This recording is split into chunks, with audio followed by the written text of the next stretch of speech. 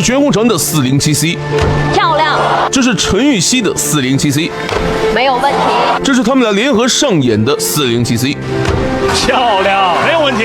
这一跳不仅让场上对手惊叹不已，就连对方教练都看得目瞪口呆。教学视频都没有这么标准的。这场比赛就是福冈世锦赛女子双人跳台决赛。今天世界上最强的12组女子跳台高手齐聚一堂，他们中最耀眼的当属中国队的全红婵和陈芋汐。全红婵是奥运会、世锦赛和世界杯的金牌大满贯得主，陈芋汐则包揽了近3届世锦赛该项目的全部金牌。他们俩的实力只能用2句话来形容，那就是合则天下无敌，分则独领风骚。本场比赛的主旋律不是冠军的争夺，而是紧张刺激的银牌争夺战。从初赛成绩来看，美国队和英国队是最有希望摘下这枚含银量十足的亚军的。女子双人跳台决赛共5轮，总共需要完成60跳。首先出场的是英国队，英国队第一跳选择了难度系数 2.0 向后翻腾半周躯体。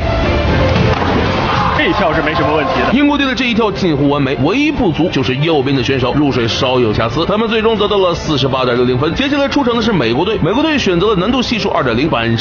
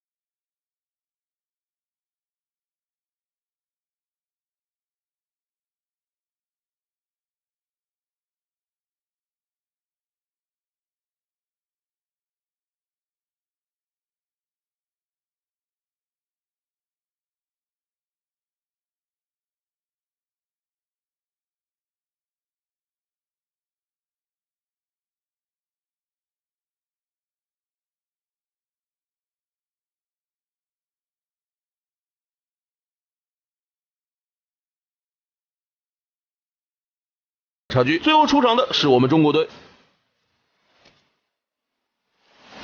中国队这一跳完成的质量很高，美中不足的就是陈芋汐的入水水花控制的稍有不足，但还是拿到了79.20的高分。3轮比赛结束，中国队总得分193.20，领先第2名英国队26.40分，呈现断崖式领先。紧张激烈的第4轮比赛开始了，英国队选择了难度系数 3.2 向内翻腾3周半抱膝。这个入水的效果很漂亮啊！英国队这一跳完成的非常漂亮，最终得到了70.08分。接下来我们看一下美国队的表现，美国队同样选择了难度系数 3.2 407C 的动作。美国队这一跳表现中规中矩，最终得分66.24分。接下来让我们欣赏一下中国双子星的表演，向内翻腾3周半抱膝。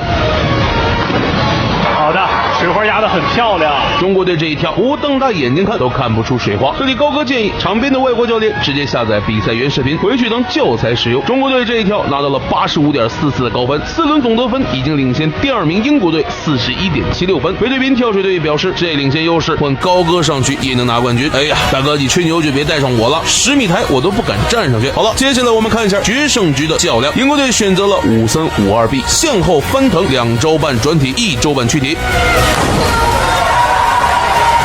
英国队这一跳表现依旧稳健，提前锁定了1枚银牌。接下来我们看一下美国队能不能超常发挥，逆转取得第3名。美国队最后一跳跳得很好，美国队这一跳发挥的比前面4跳都要好，最终得到了74.88分，以3.24分的微弱优势逆转墨西哥，锁定铜牌。接下来让我们换个背景音乐，一起欣赏中国双子星的表演。